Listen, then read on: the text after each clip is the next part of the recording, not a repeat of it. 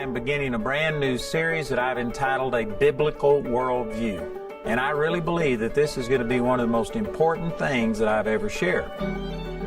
There is a very small percentage of even Christians that have a biblical worldview.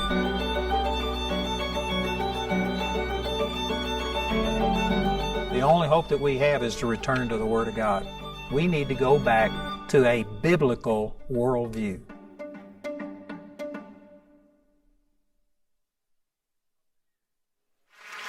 Bill, real quickly, I tell you, Bill is one of these guys that he is so full of knowledge that it's hard to get him slowed down. But quickly, you spoke here last year about how that, I forgot the exact terminology, but anyway, it's demonic. It is a deliberate plan to take over the nation through chaos and doing all of these things. And we are at that critical juncture in this nation. If you could just give us a little context for this.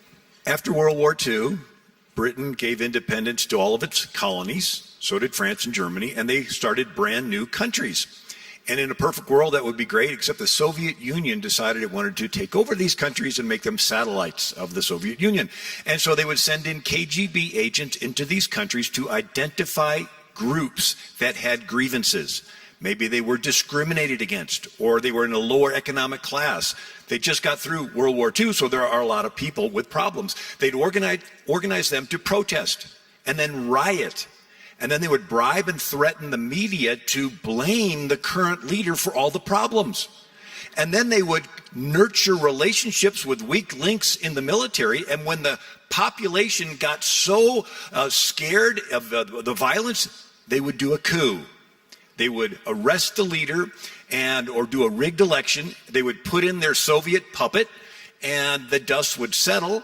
At first, everybody's happy that the violence stopped, but then they realized that they just gave up all their freedoms forever.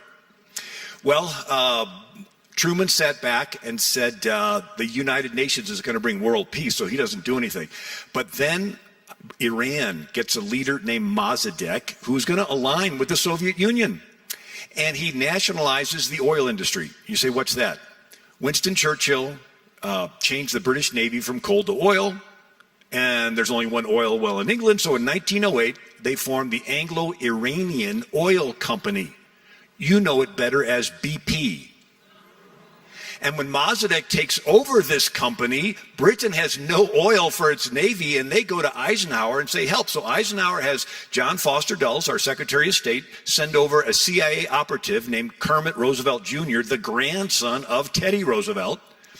And he recruits the most feared mobsters in Tehran, the criminals, the radical imams, and they stage protests, and they stage riots, and they attack mosques, and they bribe and threaten the media to blame Mossadegh.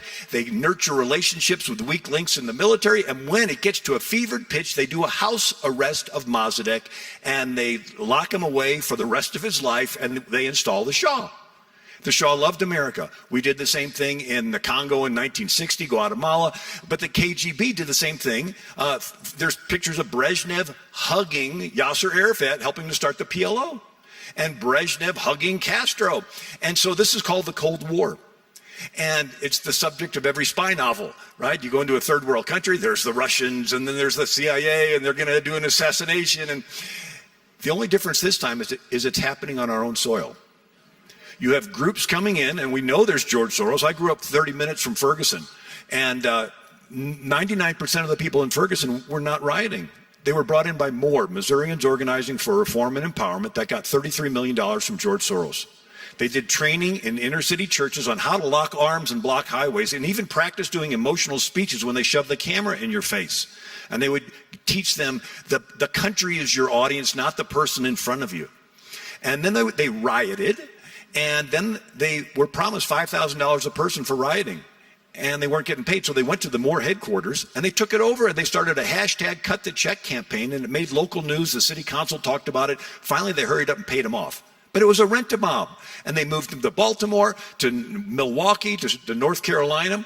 What we're seeing is one of these operations. I was in Emporia, Kansas last week, and they said, yeah, we had a pallet of bricks dropped off right where they were planning a riot.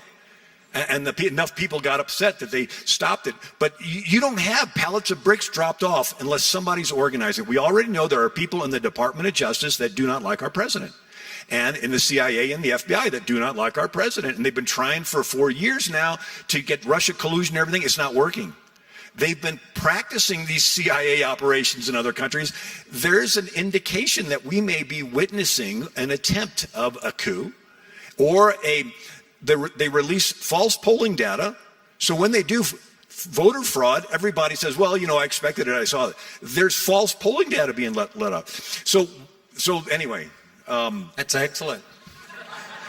I tell you what, he can go on for hours. What a blessing Bill Federer is. Amen.